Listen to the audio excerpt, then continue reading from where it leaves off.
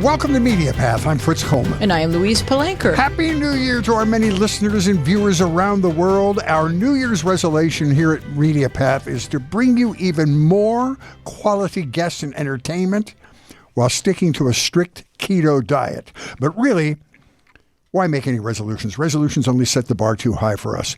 We're starting the year with an abundance of interesting guests, 3 this time. First, we're going to meet Anayancy and Jess Thomas, who have written and produced a new film titled God in Salsa. It's a very sweet movie that hones in on ways of coping with grief and depression. And second, we're going to meet Dr. Logan Westbrooks. Dr. Westbrooks has been an executive in the music industry for 50 years, and he's co-written what I think is an essential book about the black music industry called Power 101, The Harvard Report, Soul Music, and the American Dream. He's been the brains behind some of the biggest acts in R&B music. Looking forward to Dr. Westbrooks in just a few minutes. And I want to read, I love it when we have something to brag about. Yes, let's brag, Fred. Listen to this. We have a wonderful listener who has a column. It's about being retired. And I'm certain he's directing this at me. How did he write this while retired? Well, if he's like me, he's doing things in retirement for no money. I see. And here we go. And his audience is my audience, old people and their parents. Mm-hmm. We want to take a minute. This is his words now. We want to take a minute to wish a happy new year to our listeners. I'm sorry, that's not his word. Okay. Well, I'll just read this, and you'll bring in a team of experts to edit this however you want. Yeah. Okay, here we go. I'm speaking on behalf of Media Path Podcast. I've been deputized. We want to take a minute to wish a happy new year to our listeners and thank you from the bottom of our hearts for supporting Media Path. We're so happy that you're enjoying the show. We're assuming you are, because Wheezy and I this is our favorite thing in the world. We're extremely pleased to be able to tell you that we've been charting on the podcast player and discovery tool Good Pods in the books and politics categories. And we're very proud of this. We're reaching number 3 recently in the politics category. Wow. I'm so proud of us. That's awesome, isn't it? Yes, it is. I would have brought cupcakes or something had I known we were doing this well. Listen, it's so wonderful that you guys appreciate the work we do incorporating political discussions into our media journeys. We have some really spectacular guests who are making important contributions in that space, like Brad Onishi and Dan Miller from the podcast Straight White American Jesus, authors like Ira Shapiro, and of course Congressman Adam Schiff. And Wheezy and I frequently recommend books, documentaries, and series that pertain to social and political issues. It also appears that the podcast search engine Listen Notes has our global rank in the top 3% of all podcasts. Wow. And that is also fantastic news. I would like to meet the guys who are translating our podcast into foreign languages. Does that get us into a good school? I hope so. Okay. My parents they're going to be so relieved. So thanks again to you listeners. We appreciate you and love you so much. And a little later in the show, we're going to have a special shout out to one listener in particular, Gary Chalk, who has reached out. Oh, he's the guy with the retirement thing. Well, that's Gary. good. Okay, now I'll be on the program here in 15 or 20 minutes. All right. We may have you back, Fritz. All right. Wheezy. Yeah. For the love of God, tell me what you got this week. Well, I was watching If These Walls Could Sing. And it comes to us from director Mary McCartney, who once crawled along the studio floors as her parents recorded Band on the Run, or, a lot of other Giant Wings albums.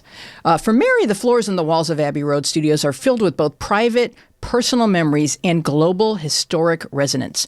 Mary takes us through the 9 decades of groundbreaking creative achievement, mining the memories of Cliff Richard, Elton John, Jimmy Page, Roger Waters, David Gilmour, Liam and Noel Gallagher, Celeste, Ringo Starr. Oh, and she may have had an in with Paul McCartney. The studios make their home within a 9-bedroom, 1831 Georgian townhouse at number 3 Abbey Road, located in the St. John's Wood suburb of northwest London. The home was purchased in 1929 by the Gramophone Company, and they began their endeavor to record music by constructing the world's first purpose-built recording studio in the large rear garden in 1931. Legendary works birthed at Abbey Road include The Beatles' Abbey Road, Dark Side of the Moon by Pink Floyd, Be Here Now from Oasis, the Beatles' White Album, John Lennon's Imagine, and Aphrodisiac by Fela Kuti, a Nigerian artist discussed by Dr. Westbrook, who's going to be coming up in his book. And in the 80s, when business was waning, Abbey Road triumphantly transformed itself into a scoring stage, hosting the Raiders of the Lost Ark team and creating the John Williams soundtrack, followed by the Star Wars soundtrack with the London Symphony Orchestra and George Lucas. If These Walls Could Sing explores the breadth, diversity, and ingenuity of Abbey Road Studios. Conversations with the artists who have learned their craft and made their histories there reveal how performers, producers, composers, and the dedicated engineers and staff of Abbey Road found and established their voices and communities within the walls of the building. Interviews are woven into the film with vivid archival footage and session tapes, giving us all access to these famously private studios. It's all a joy to watch and hear. If These Walls Could Sing is on Disney and Hulu. So you taught my middle child, Corey, how to play guitar. I did. And so my two sons, at the end of their high school experience, I gave them the opportunity to choose any place in the world they would like to go for their high school graduation present. And my son, Corey, chose London so that he could take his shoes off and walk across Abbey Road and I could take his picture. Yeah. And he was in a band at the time. I forget what the name of the band was. But he wanted to walk across Abbey Road. I would take his picture. And then he went and with a Sharpie put the name of his band on that wall. There's like a block long wall where people just write the name of their band on there. Wow. Do you have that picture of Corey? Yes. So I would like to use it in the it's video. It's in the Smithsonian. Oh, yeah. I see. But that was a treat. I mean, that place has this awesome aura about it. And then we spent too much money on a guitar. We had to buy a guitar in London and brought it home. So it was cool. Well, he got really good. He got to a point where I said, "Hey, Corey, do you already know more than me?" And he was so sweet, but he went, "Yes." Well, now he's teaching his own son. His own son has electronic drums. He's 7. And so he and Corey jam. And it's all because of you, right in this house. I can hear the noise now. It's right just here. beginning to settle down. Ridge Rock Studios. I know. Here we go. All right, my offering this week, Wheezy, is a film playing only in theaters called Babylon. This is Damien Chazelle's follow-up to La La Land. It's also the polar opposite in its attitude about Hollywood. La La Land was a Hollywood through fuzzy, warm filters. Babylon ain't. Babylon basically reveals the exploitive nature of the film industry and how it affected society in the film industry's early years. The time period it chooses is the Roaring 20s, when silent films were dying out and the talkies were bursting onto the scene. A Mexican immigrant named Manny arrives in the United States. He's an aspiring filmmaker and starts his career by working odd jobs on silent film sets. He eventually climbs the ladder to become a studio head and then heads down the other side of the ladder with some great acts of self-destruction. Margot Robbie plays Nellie Leroy, a rough-edged New Jersey girl who becomes Hollywood's it girl in transition to the talkies. Brad Pitt plays a benevolent but troubled film star, Jack Conrad, probably fashioned after Errol Flynn. Jean Smart plays a really interesting character. She's a gossip columnist who, like others of the time, had way too much power in Hollywood. This movie is really polarizing among fans and reviewers. It can be brutal in its depiction of the no-boundaries Roaring 20s. There's enough cocaine used in this movie to put a drug cartel on the New York Stock Exchange. There are battalions of writhing, naked party people. There has to be a separate union for nude extras, and they used all of them in this movie. From what you read about the era in America, inside and outside the film industry, the way it's portrayed is probably not much of an exaggeration. Plus, keep in mind that this was all before the 1930s and the film codes, which we talked about on this show a while back. It was the Wild West, literally and figuratively. There are some very raw scenes. It is long. It's 3 hours long. I happen to really like the movie. At the very least, you take away some very interesting film history. The acting was amazing, especially Margot Robbie. She's gotten a Golden Globe nomination. I smell an Oscar nom, too. There are wonderful speeches about the film business and stardom. In particular, Jean Smart's Hedda Hopper-esque character very casually explaining to Brad Pitt's character why his career is over. It's really good dialogue, and the cinematography is terrific. It's not everybody's cup of tea. It can be raw, but it was a good movie. Did you check check into rehab afterward? I felt like it. I got a contact high from cocaine. I don't know if you can do that. But anyway, here we go. Our first guests, and we're so happy to have them here today, are Anayancy and Jess Thomas, who have done a touching film entitled God and Salsa. Anayancy worked in the healthcare industry for years. She's been certified as a domestic violence support group facilitator, also a family-to-family support group facilitator, and she used her knowledge in this movie. In 2017, she and Jess did a short film called Love Always, which was nominated for 5 awards at the 168 Film Festival, and was also nominated for Most Inspirational Short at the 2018 International Christian Film Festival. Jess acts and directs. He played a detective in one of my favorite movies of all time, L.A. Confidential. He wrote, directed, and edited a B-action movie called Checking the Gate. He also did The Seeker, a documentary that won Best American Documentary at the Rome Film Festival. He co-wrote, directed, and edited Forever and Beijing Girl, Made in China. Jess and Anayancy have recently collaborated on God and Salsa. Spoiler alert, both God and Salsa are pivotal to the plot. Sensitive and very inspirational, the story is that of a grieving therapist who's determined to help a suicidal teen, and she regains her faith in the process with the help of a pastor and a dance instructor. Nice to have you guys here. And you've been sitting in the same chair for 45 minutes and and you're not arguing. I want to ask you one question. No. So happy to see you. I'm happy to see you, Anayancy, and I hope you and Weezy will get into your backstory of knowing your son and so forth. But a running theme in your movie is the biblical verse from Ecclesiastes. So tell me what that verse is so people know what we're talking about. Well, the verse is what it is. There's a time to mourn and there's a time to dance. It's a short version. There's a famous song in the '60s, "Turn, Turn, Turn," which is actually that very Bible verse from Ecclesiastes, and we just thought it was so appropriate for the film because that's in essence what a lot of the film is about. It's about recovery from mourning and from tragedy, and how do you do that? In our case, in our film, and in our experience, in our life experience, we did it through faith and in Yancey's case, through dance. And it can be exercise, it can be a number of different physical activities that keep your mind and body occupied and detract you from whatever depression or suicidal ideation you may have. Mm-hmm. Well, your film explores many important themes, including suicide, depression, divorce, narcissism, parental alienation, healing, parenting, and of course, God and Salsa. So how much of this is based on personal experience? Well, I went through a very difficult period in my life. And even though there's a lot of personal elements in the movie, it's not autobiographical. After I went through that difficult time, there was this desire in my heart to do something to help other people that are facing the same type of problems. And as a woman of faith, I prayed about it and for a long time. And this documentary idea kept popping in my mind. So I ignored that because I didn't think I was going to be capable to do a documentary.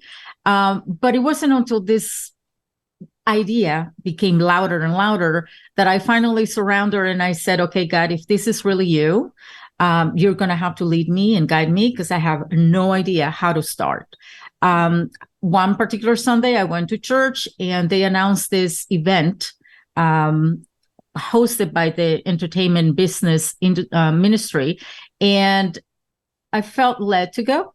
And imagine, I was thinking maybe somebody can give me some guidance in how can I write a script or what is the best software that I can use to do so. And I walk into this room totally intimidated, surrounded by beautiful people, actors, writers, directors, and me. So I ended up sitting next to Jess. Not one of the beautiful people. You know what, though? Your professional experience, Yancey, must have informed your writing because there's some real wisdom and knowledge in there. And you can tell you've had some background in psychological work a little bit. So that must have helped in the writing of the script. It did. I guess life credentials teach you a lot. and how you handle pain and suffering is also the biggest teacher in life, I believe. And we also we interviewed some amazing people. Sharon Dunas, who was the former president of the West Coast, the West Side of NAMI, and that was mind blowing because I'd gone through a lot of the Shane character has a lot of elements that I went through. My parents went through a horrible divorce, and I was just so lost and acting out in every possible way for 30 years probably. But when we sat and interviewed Sharon Dunas, we did it on tape. We had several questions that we wanted to get the therapy thing right. Yeah, Anayancy's experience, but we wanted to go above and beyond. And at the end of that interview, I said, Sharon, where were you when I was 10, 11 years old? You would have saved me from going through 30, 40 years of just acting out, drugs, alcohol, bad relationships because of a few truths that she gave us in that interview. Well, I need to go back to the moment Anayancy sits down next to you because I am a romantic. So let's hear that moment from your perspective, Jess. Well, it was very, very lovely experience. And, we believe it was divine. And the reason is I was going through hell in my life at that time maybe a year prior. And I was, I'd gone through a horrible divorce and I was hitting the bottle and I was going off the deep end.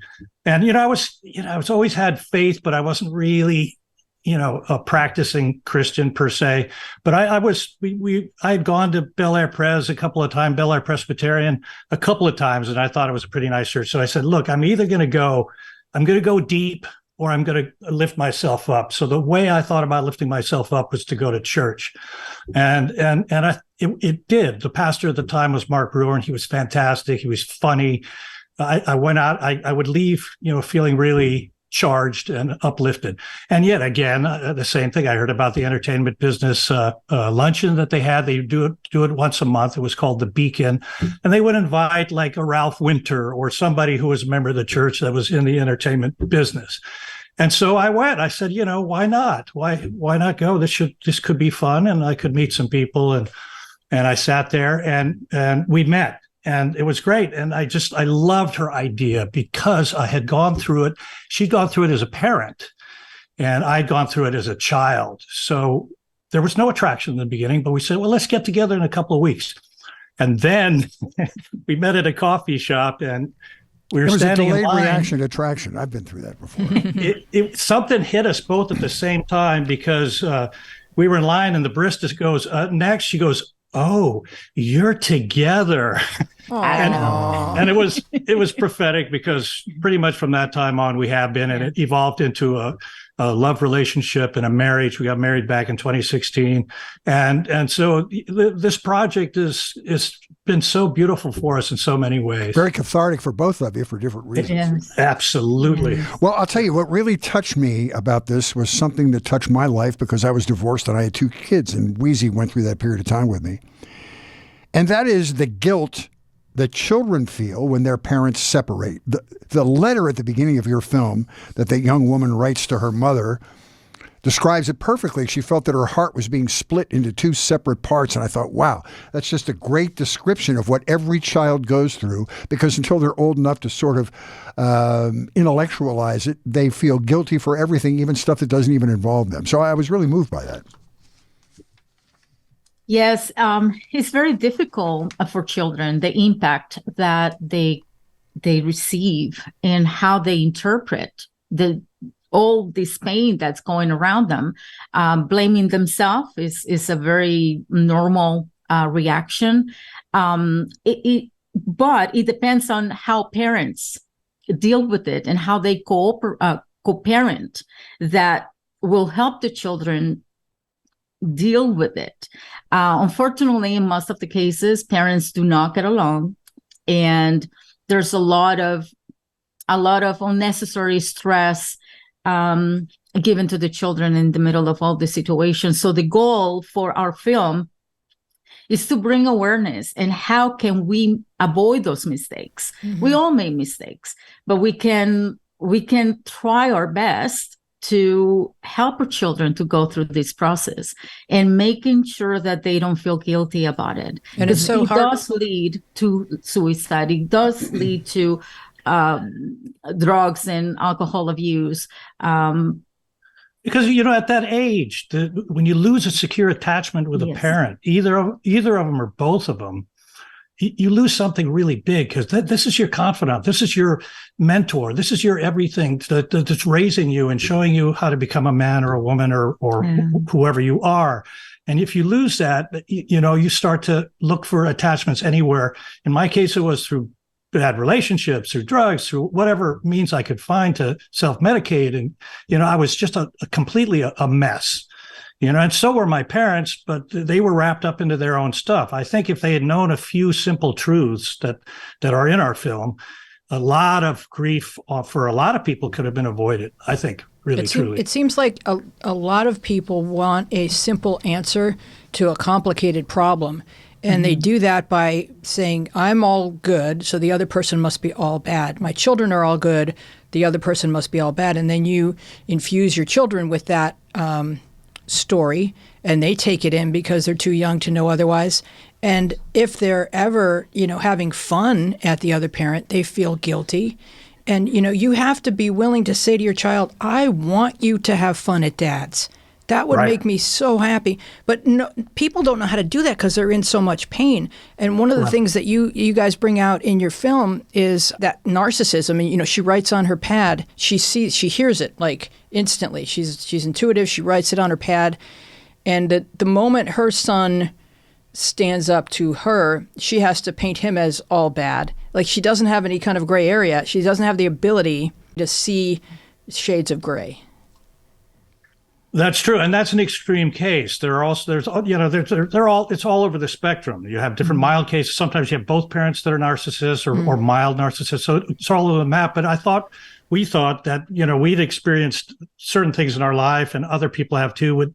We really wanted to map it out as an extreme circumstance to show it very clearly in this film. Same thing with the suicide. We wanted to go all in with that. I was on that spectrum. I never got to the point where I figured out how I was going to do it, but I was so close so many times. And what makes you go? Sometimes it's a chemical thing. Sometimes, in my case, it's a situational, a divorce thing. But it's something that we had to deal with. And there was a story about why also with. And I also was there, by the way, when I was going through a lot of complications and, being Christian and feeling suicidal and thinking about it. It was rough to deal with all that. However, in my journey of healing and trying to learn and educate myself, I went to support groups. I met a lot of people that are going through the same process. Unfortunately, one of my friends did commit suicide because of battling custodies and never-ending issues. And that really hurts. And when we had this desire in our hearts to help people, everybody that has gone through these particular situations was an inspiration for us. Back to Wheezy's point about the lady that you're talking about, the narcissist, there was another idea that resonated with me too about that same issue. She, being the teenage boy's mother, doesn't really think her son needs psychiatry. And she shuns it off in the hospital. And I thought that's a thing of narcissism too, where my son couldn't be crazy. You know what I mean? She was sort of subconsciously making it about her and not about him. Or is she afraid of therapy because he may reveal too much? Yeah, my mom's the source of all my problems. It could be that kind of a thing. So that resonated with me as well. Yeah, I think you're both right on all of that, and the yes, it's all about her, and it's all about how people perceive her, And there are a lot. When we talked to Sharon and also Lloyd Davis. Lloyd Davis was another great therapist we talked to. People, this whole stigma with mental wellness is got to go, because it's just people have break an arm, people get the flu. People suffer from mental illness as well, and it could be a brain chemical thing where they need a drug, or it could be the circumstance that they're in, but we shouldn't stigmatize it. And that's what the message in that is, that we're, in that through that character is that she's, my kid's not crazy, Mm-hmm. But so we wanted to really go over, make that an obvious point in the film. Well, it's a great film. And I think regardless of what your faith is, there's a lot to be taken away from this. And one is that spirituality and physical activity are great antidotes to depression. And it's beautifully done and well thought out. And it's a pleasure to talk with you guys about it. Where can people find your film? So it's on most streaming platforms. It's on Amazon Prime Video. It's on Apple TV. It's on Vudu, Google Play. It's on YouTube. It's right now, it's in what they call the TVOD window, which is the VOD where you pay. It's like $4 to see it. Later in April, it'll be released, I think, on more streaming platforms and advertising platforms as well. Wonderful. Thank you so much for Congratulations, joining guys. us. Give my love to Clyder. I love that boy. You. He loves you too, and you guys are such an important part in his life. He's an amazing kid. Anayancy and Jess Thomas, great filmmakers. Happy New Year, guys. Happy New Year. Thanks Happy so New much Year. for having us. Of course. Bye-bye. Bye. Our next guest is Dr. Logan H. Westbrooks. Dr. Westbrooks has had a 50-year career as a music executive, working at CBS Records, Mercury, Capitol Records, and others, including his own label, Source Records. He's also a very successful music entrepreneur. He's been the business brains behind 50 gold records and 25 platinum records, an assortment of those sitting behind him right here during this interview. He worked with Sly and the Family Stone, Santana, Earth, Wind and Fire, Ronnie Dyson, Ramsey Lewis, Johnny Mathis, and others. He's also an ordained minister. He's co-written a really interesting book, particularly if you're a huge R&B fan like I am. It's about the rise of the black music industry, the power that comes from black entrepreneurship, and other related topics. The name of the book is Power 101, The Harvard Report, Soul Music, and the American Dream. We're so honored to talk to you today, Dr. Westbrooks. Welcome. Thank you. Thank you. So tell us what the Harvard Report is and how it started. The Harvard Report was a study that was conducted in 1972. And it was commissioned by CBS under the auspices of Clive Davis and Bruce Lundvall. Bruce Lundvall, who was the VP of marketing, whom I reported to. And we came up with the idea to conduct this study using some students there at the Harvard, the B school students, as a project. And they took it on. I was a liaison between CBS and Harvard. And I worked directly with those students in guiding them in conducting that study. And the result of that study was called the Harvard Report. Basically, it was a blueprint.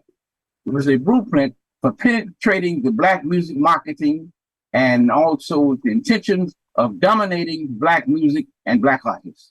That was the purpose. And what did the study come to mean, and how from reading your book, you said you just get into the facts, but it seems that the study has become controversial for reasons that time presented. Can you talk about that a little bit? It has been. Some say that it was somewhat of a blessing in disguise, and others take the opposite view. As a result of that study, it was determined that the black music, it was a viable market. It was something to pursue. And as a result, CBS expanded their black music marketing division. And as a result of their success, all of other major labels did exactly the same thing. They created black marketing divisions. And what that eventually led into the hiring of more than 1,000 black male and female executives in the music industry. Wow. Well, soul music was more mom and pop business in the 50s, and then in the 60s and 70s became more corporate. So talk about the transition. I mean, you had Stax Records and Chess Records and sort of mom and pop, and then they got national distribution by going with CBS and Atlantic Records. Talk about the transition between the mom and pop stage of African American music and the corporate stage. Well, the mom and pop store, that really relates to the retail outlets, a little mom and pop stores. As an example, when I was a salesman for Capitol Records in Chicago, Illinois, you had dozens of mom and pop stores. Actually, just a husband and wife team that just opened up a little storefront, and they sold records out of their storefront. And those are called mom and pop shops. And when I became a salesman, it was my responsibility to work directly with those mom and pop shops and also show them how to get on open account status, which means that they can order directly from the manufacturer. They can get a much better price, and they also get co-op dollars to do advertising. And that was one of the things that I did on a regular basis when I was a salesman there in Chicago.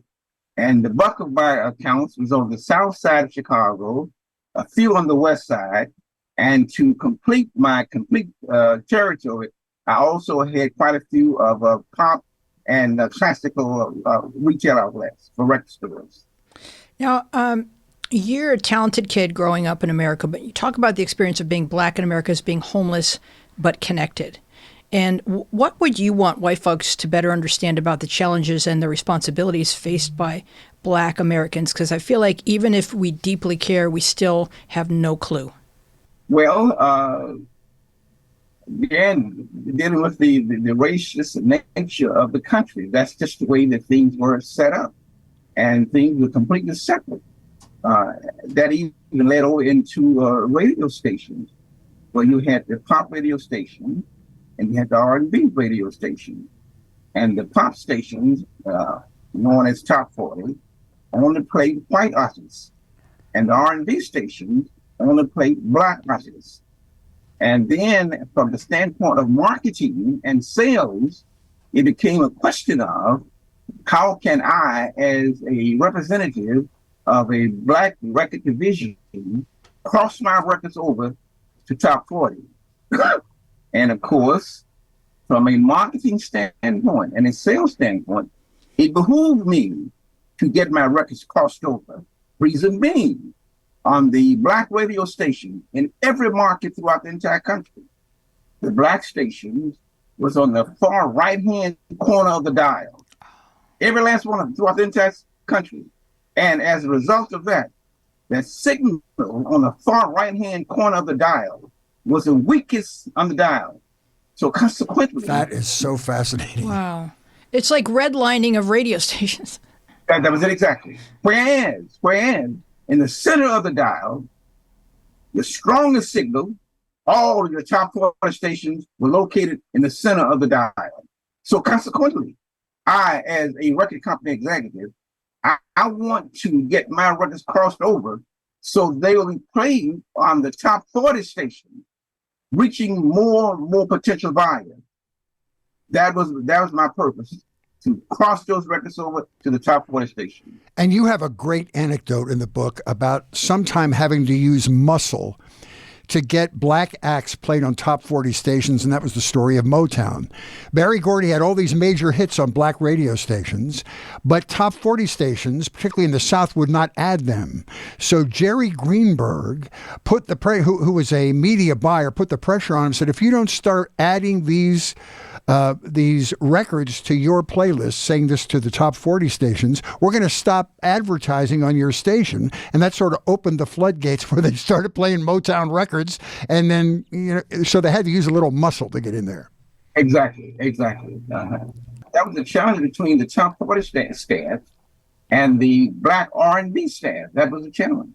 Now, at your label, maybe it was at all labels, but at your label, in order to have the whole team at the label on board for trying to get this to cross over, it had to get to top 5 R&B, correct? That's correct. That's it exactly, yes. Mm-hmm. And so what were the challenges of reaching that threshold? Well, the challenge was initially the Black promotion managers were not allowed to go into the top 40 station. And the top 40 promotion managers were not allowed to go into the Black station. So consequently, the line joined right there.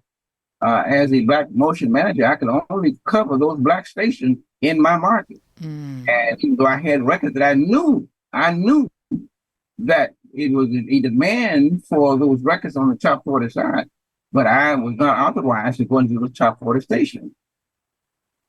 Then one of the procedures, one of my methods when I was there at CBS, I went to the top 40 staff, and they told me, Logan, give me a top 5 R&B record.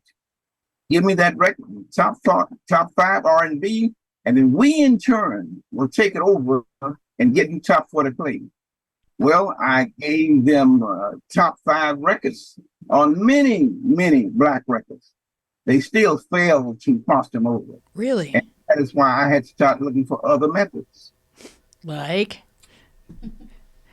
what? And one example of that was that I had a local promotion manager. His name was Bill Craig. And Bill Craig was based in Detroit, Michigan. And Bill was a friend of a program director at a top 40 station in Canada, which was just across the river from Detroit. And he persuaded his friend to program that record on her top 40 station in Canada. She programmed the record. It went to #1. And as a result of that, then her sister station in Chicago picked up on the record. And then the rest. So give us some examples, and also if an artist, let's say Stevie Wonder, if Top 40 got accustomed to a certain act, Earth, Wind and Fire, or whoever it was the next record easier to cross over?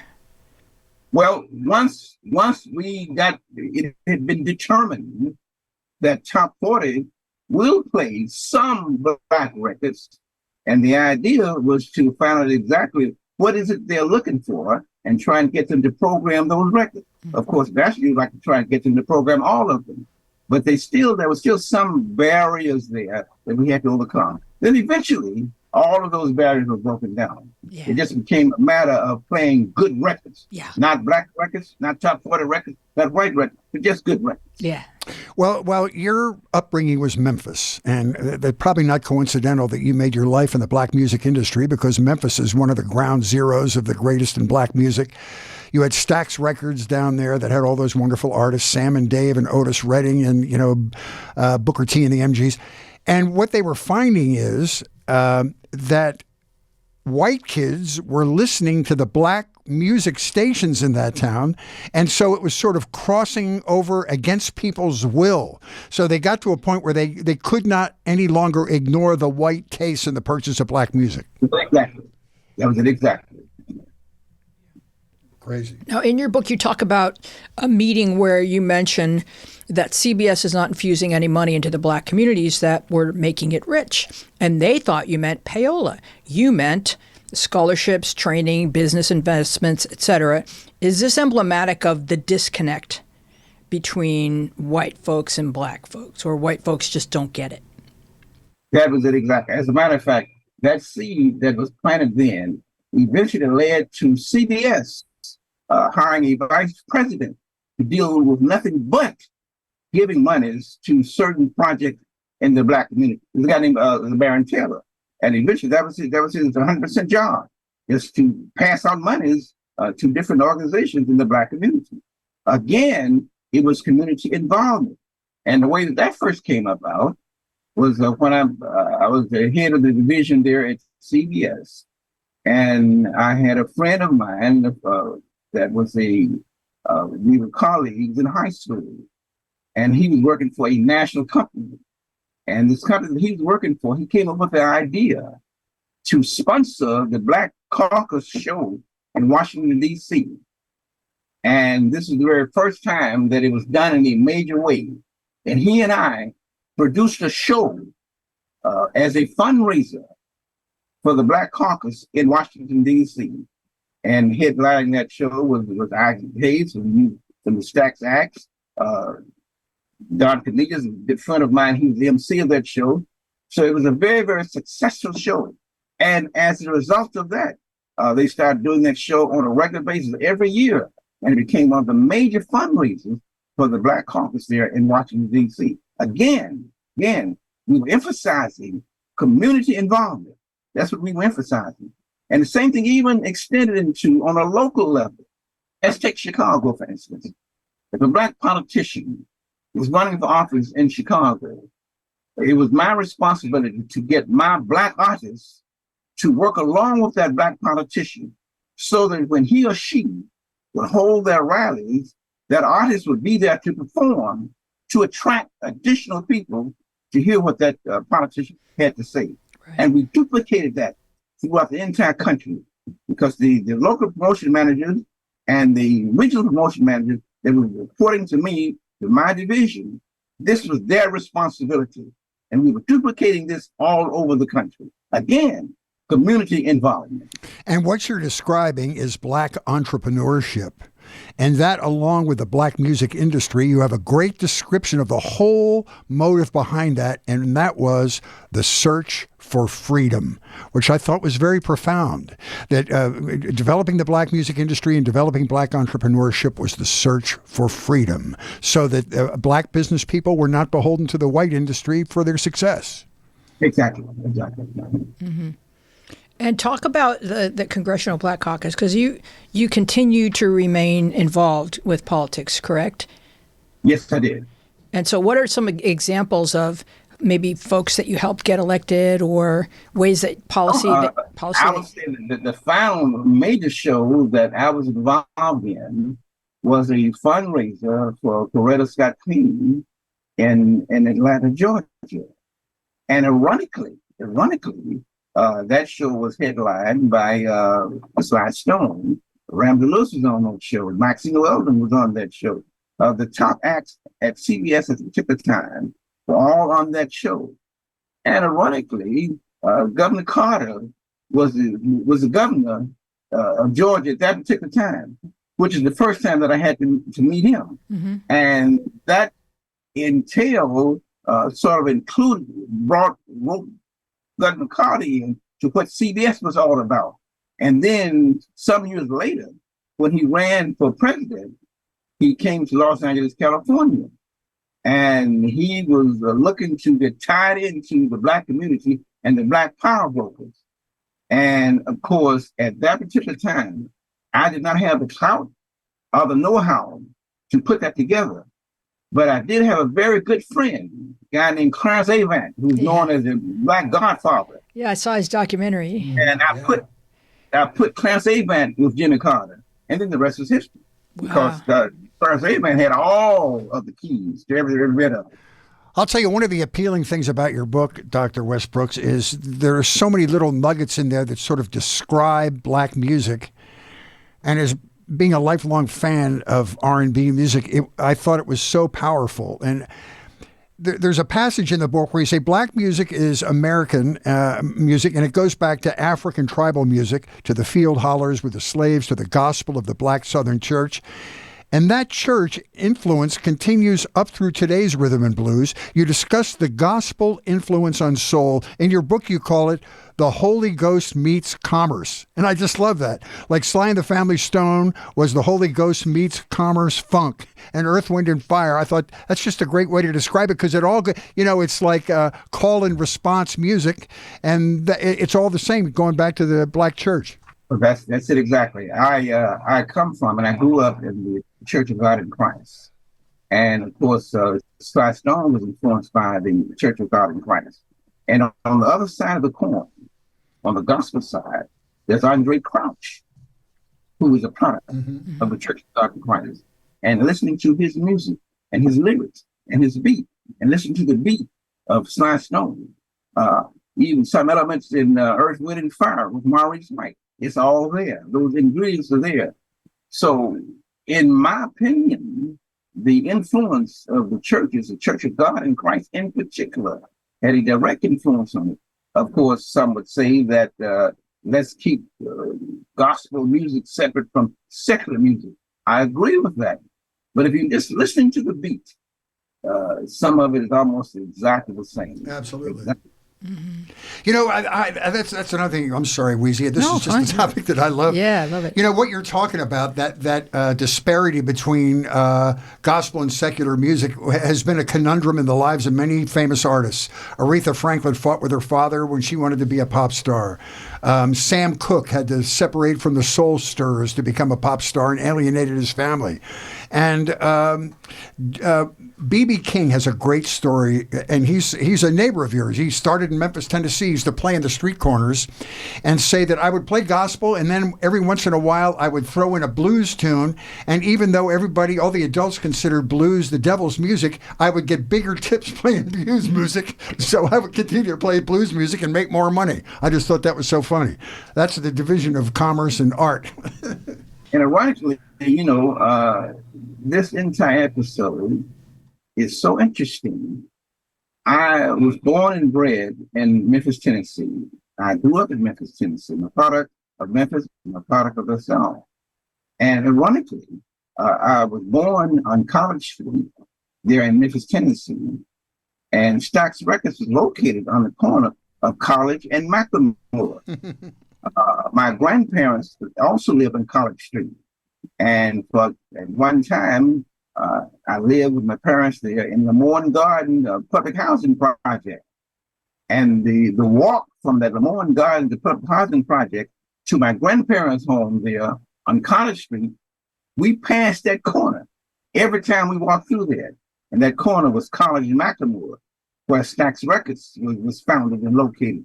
Of course, it was a white theater there at that particular time during that era. But eventually that area turned over completely to black. And ironically, I grew up there in Memphis, Tennessee, had no idea that I would even end up in the music business. It was almost as if it was a fluke. Also, ironically, when I first started working in the music industry as a trainee at RC Victor in Des Plaines, Illinois, just outside of Chicago. And one of the artists that I was working with was Elvis Presley. Most unusual. Had no idea. Also, Sam Cooke was on that label. So it was basically Sam Cooke and Elvis Presley, two of the artists that I worked very, very closely with when I was in that management training program at RCA Victor there in Chicago. Wow. Do you believe in coincidences or do you believe in fate? Well, I would say that I guess it was just a matter of fate. Divine intervention. He's a minister. We got to give him. Yeah. Now, you talk a lot about... Yeah, go ahead. Better word, divine intervention. Divine. Yep. Yeah. Yep. Because ironically, I had no idea that I would become so involved in the music industry. As a matter of fact, growing up as a child, I have my siblings. I have 3 sisters and 1 brother. And all 4 of them were exposed to piano lessons, music. It was never even offered to me. But I'm the one that ended up in the music business. Why wasn't it offered to you? Why weren't you offered the lessons? I have no idea. I have no idea. I guess it was a situation where my mother probably just felt that this boy is not interested in music, that I'm not going to spend these few little dollars on him and giving him that training. So it was never even offered to me. And of course, I never showed any interest in it. So what's your pathway that when you look back on it that led you into the music industry? When did you first become, I guess you were a talented child, or I imagine you were a very talented child who showed a lot of promise in business and other areas in school. So what was the first interest that caught your ear, the music? Well, in growing up, I was always sort of advanced in my studies and things such as that. I always was sort of at the very top of my classes, grade school and even on through high school. I was at the very, very top. But still, there was no interest in music.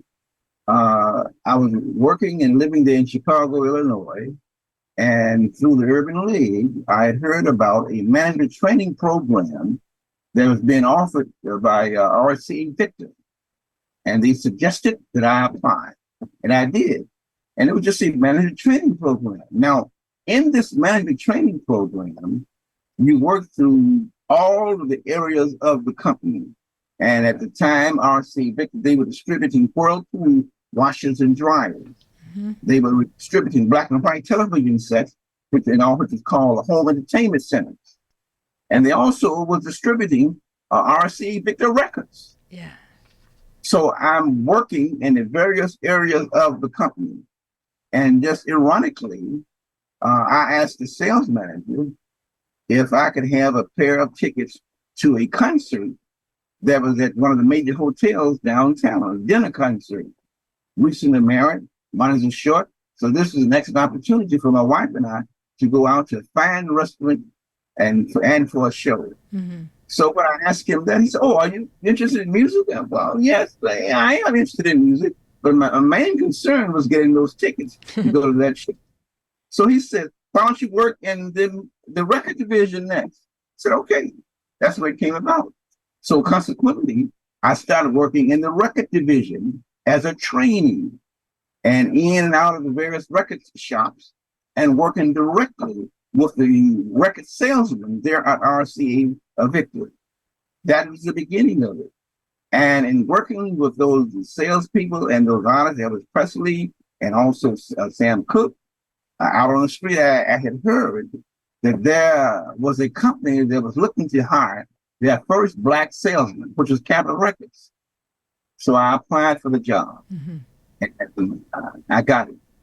That's when I started working directly for retail outlets, retail shops, in and out of record shops on the south side of Chicago and on the west side of Chicago, and also the far west side of Chicago. Quite a few of top 40 and even classical record shops. But that was the beginning of it. It was almost like a fluke. I just stumbled into it. Wow. Meant to be. You said there was an irony in the black music industry, not necessarily the black music industry, but in the music industry altogether. After a period of time, the white executives got comfortable with having white salespeople involved in the record sales industry, which sort of watered it down for the black salespeople that business was meant to empower in the first place.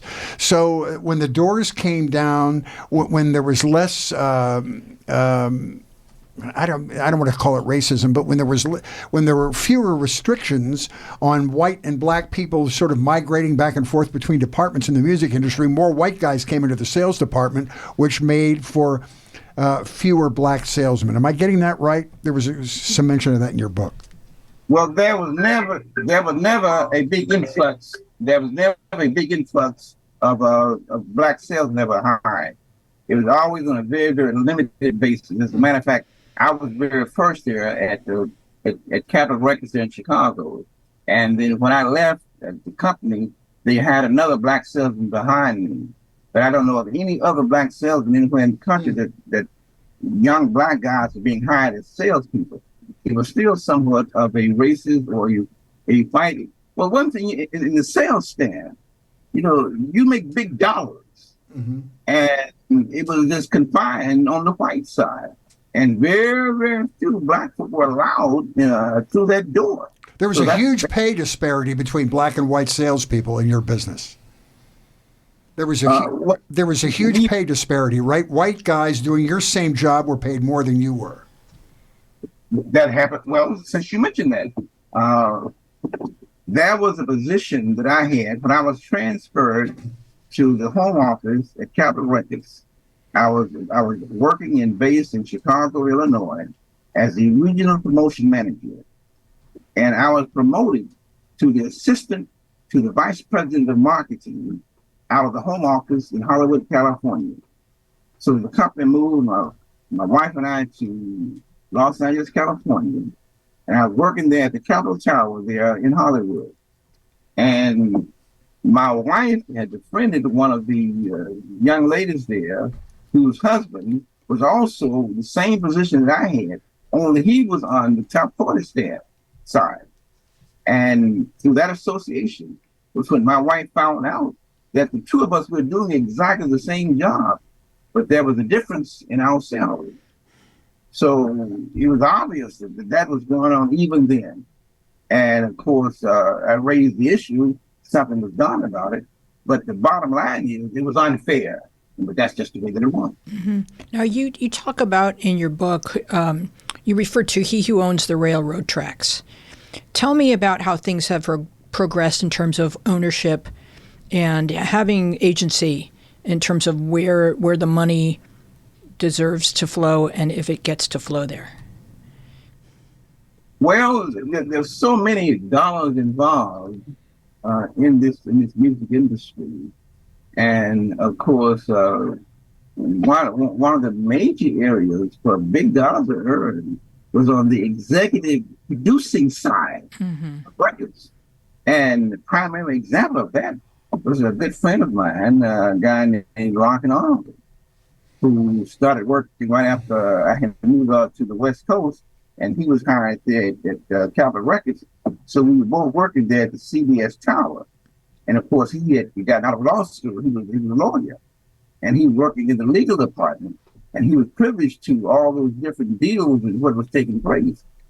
And as a result of that knowledge, he became the executive producer of a number of acts that he was responsible for bringing in to Capitol Records. As a matter of fact, he's probably enjoying residuals from some of those artists that he signed even then. And then that led eventually, he transferred over to CBS Records out of New York.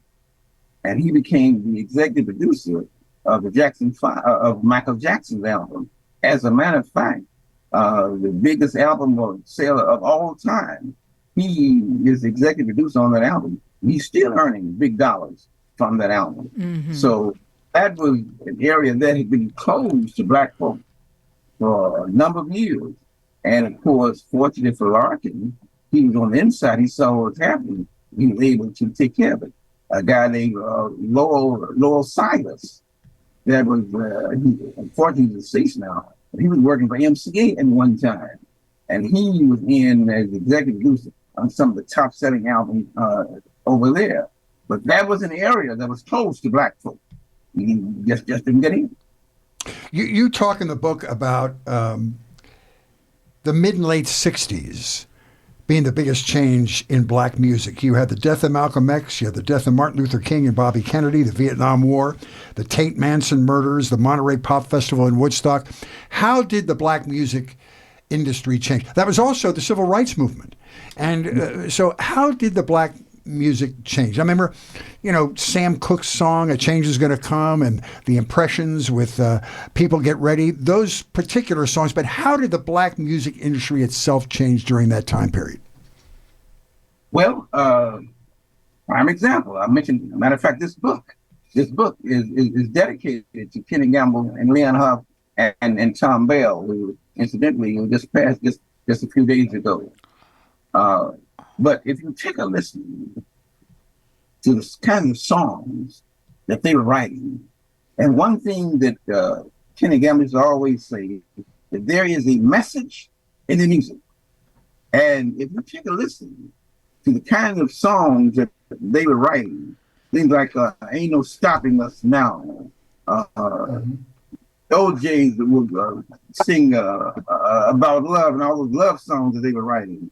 Backstabbers, The Love Outlaws, When Will I See You Again, Ain't No Stopping Us Now. These We're a Winner by the Impressions. And these are the kinds of songs that they were writing. So there's a message in the music. And which is why I disagree with some of the lyrics that a lot of the rappers have here right now. Because what they're saying, their lyrics, there is a message in the music. And if they are talking about gangster rap and killing and raping and abusing women, and young people are listening to that, that's the message that they're receiving. Whereas back then, the late 60s and all through the 70s, when you were getting those messages, those message songs, these are the kinds of songs that they were writing. And this is what the young people were listening to, and this is what they were adhering to. So there's messages of hope. And the kind of music that was being written then and what's being written now.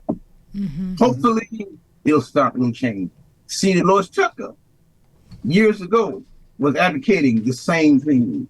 She had a big fight with the rappers at the very beginning because of the kinds of lyrics that they were writing. Right. Sometimes it's shock value or just rage.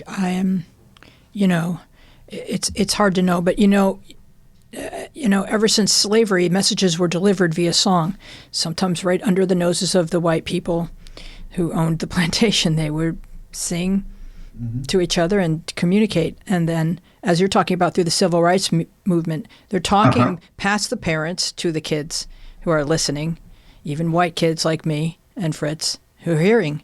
This is what we aspire to, a world where things are more just. And that's music should be a delivery system for hope and good and positive change. It's interesting when you talk about the civil rights movement and artists and how Martin Luther King sort of adopted Aretha Franklin, but she just accompanied him and his different rallies and things. And he took advantage of that. And even Mahalia Jackson, she also was a follower of Martin Luther King. Again, that music, mixing the music with the politicians and the civil rights movement, and it became a success. They worked hand in hand with each other. Mm-hmm. Dr. King used to call Mahalia Jackson the night before a big speech and have her sing a song to him over the phone, and he would be inspired by that, especially in the darkest hours of his life when his life was threatened every single day. It was really a touching part of one of the recent movies about him. You touch a little bit about hip hop in the book and how, when kids weren't not given any access to musical education, hip hop is something that they can sort of have access to creation and give voice to their thoughts and feelings, and then become huge stars, and then infuse school systems with musical programs so that, ironically, even though there's sometimes not so much music in their work, they're actually paying it forward and putting music educational programs back into schools. Talk about that a little bit. Well, it's unfortunate that how those other music programs were discontinued at the schools throughout the entire country. But, people, they will improvise. And as a result of that, these youngsters, they just start beating on the desktop and creating a beat and start coming up with lyrics, rhymes, and, which is the beginning, the rap era. They had to improvise, and it was successful for them because you have your rap artists now today, they're making millions of dollars as a result of that. Mm-hmm. And using their power now to help bring up others and ingest musical programs back into schools so that, because it's interesting that even if they don't have the means, the music is going to come out of them. The thoughts are going to come out of them. They're going to create just on a desktop, as you said. Everything is a drum, and we all have a voice. We all have a message, and we all need to move and create rhythm. And it's kind of like our heartbeat, right? So tell us where folks can find your book and what else that you would like to share before we close. Well, the main thing is I would suggest that one go out and purchase the book on Amazon, BarnesandNoble.com, or even LoganWestbrooks.com. And it's all there for your use or your enjoyment. And from a historical standpoint, just get some idea of what was happening in music in the city. This is what was happening in the back rooms. It's all right there. And you'll find an interesting read. And of course, I have several other books that I have written, but I'm really concerned about this latest book here now. And for someone that has no knowledge at all of the music industry, you pick up all 4 of my books and walk away with that knowledge. It's really an interesting book, Doctor. Your co-writer's name is Sky Trauber. Is that how he pronounces his name? That's correct. Okay. He has, I just think this is a great way to close, Wheezy. He has a great, trying to describe soul music is one of those, it's like mercury in your hands. It's almost impossible. But he has a great description of what soul is in your book, and I think we should close with it. It's called, this is a quote, "Soul is love, no more, no less. Sometimes it's a soft love. Sometimes it's a tough love, no more, no less. Love is the ultimate power. No one in actuality wants to be tough. All human beings originate from the female egg. I thought that was such a beautiful expression. It just perfectly describes not only soul music, but any matters of the soul. It's quite beautiful. Right. Yeah. It's a music named after what we are in essence, right? Can I beg your indulgence for a minute, Dr. Westbrooks? Yeah. I've been a fan of black music all my life. Blues, R&B, soul, some of the less complicated jazz. And I wrote and performed a piece about a suburban kid from a lily-white suburban Philadelphia environment. This is the Gamble and Huff neighborhood, Philadelphia International neighborhood, all those wonderful acts that you talked about, the Intruders and the OJs and Harold Melvin and the Blue Knights. And I was obsessed with black music. And when the Black Lives Matter movement launched, I wanted to record my feelings about the relationship with this music. And I would be honored if I could email you the link and you could take a look at this piece of material. Nobody's opinion would mean more to me than yours after having read your book. I think you'll like it. Would you mind if I did that? I'm putting you on the spot. I would love it. I would love it. If I said this off the air, you could turn me down, but you won't turn me down when we're talking. But I think you'll find it interesting. It's called Race and Old White Guys, and I've had great response from it. I've been invited to talk about it in classes in African American Studies at Loyola Marymount University. I would just love to get your opinion of it, as good or bad as that might be. Logan Westbrooks at yahoo.com. I'll do it, my friend. Thank you. Now we have to talk about the people that adore us. Weezy, and I screwed this up at the beginning of the show. Oh no, you're going to get it perfectly this time. Okay, here we go. This is a great listener that we have who has a blog. His name is Gary Chalk, and A column. a column. A column. Okay, a column or a blog. What's the difference between a column and a blog? A column Is it a printed newspaper? A blog is digital. Yeah, I think they're the same thing. Okay. Online. Anyway, they're words on a page of one sort or another. Right. Here's his blog. Frequently, Jan, I guess is his wife, uses the word step. If we were going shopping and she was waiting in the car for me, she would likely say, Gary, step on it. When I pull our car into the parking lot of one of those mammoth shopping outlet centers, when Jan gets out of the car, she will say, Gary, I have some serious shopping to do. Step out of my way. Wow. When we dance, it's Gary, you're stepping on my toes. So yesterday, when I mentioned that I was going to use the step counter on my app on my iPhone, I expected Jan to say something like, that will be a step in the right direction, Gary, or begin with baby steps. Instead, she said, Gary, step aside. Can't you see I'm busy doing Wordle? Jan thought you'd be interested in my fitness. But I'm glad that we have, first of all, this is a column that he does for retired people, which resonates with me. And Gary, we're so appreciative that you're a listener, you're a thoughtful guy, and we wish you luck. And now that we're doing this on our podcast, perhaps your viewership will increase by dozens. I think Jen needs a 12-step program for kindness.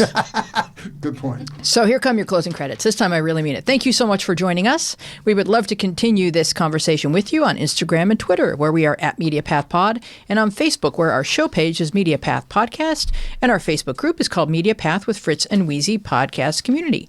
You can find full video podcast episodes loaded with bonus visual content on our YouTube channel, MediaPath Podcast. You can write to us at MediaPathPodcast@gmail.com. And if you enjoy this show, please give us a nice rating and review in Apple Podcasts using words like, for example, exemplary and monumental. And maybe you could talk about us on social media, comment on our posts, and let your friends know just how much fun you are having with us here at MediaPath. You can sign up for our saucy rag of a newsletter at MediaPathPodcast.com. We want to thank our guests, Jess and Anayancy Thomas and Dr. Logan Westbrooks. Our team includes Dina Friedman, John Maddox, Sharon Bellio, Bill Filipiak, Thomas Hubble, Mason Brown, Garrett Arch, and you. Our theme music is by me and John Maddox. I am Louise Palanker here with Fritz Coleman. Be well and wise, and we will see you along the media path.